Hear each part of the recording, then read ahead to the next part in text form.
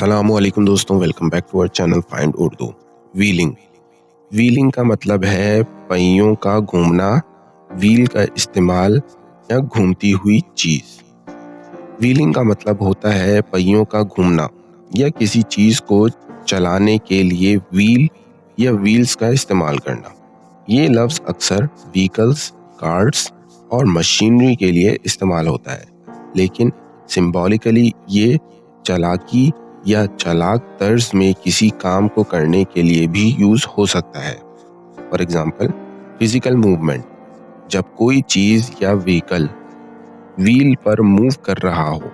इसके अलावा टर्निंग और रोटेशन, जब कोई चीज पहियों के जरिए घूमती है। तीसरा है सिंबॉलिक यूज या मैनिपुलेशन, जब कोई शख्स चालाकी या चालाक तर्ज में किसी काम को कर रहा हो, जैसे कि किसी सिचुएशन को अपने हक में मोड़ना। He is wheeling and dealing to make money. वो पैसा बनाने के लिए चालाकी से काम कर रहा है। तो दोस्तों, व्हीलिंग का मतलब है पहियों का घूमना या किसी चीज को व्हील के जरिए चलाना। ये व्हीकल्स टर्निंग और चालाकी से काम करने के लिए भी यूज होता है।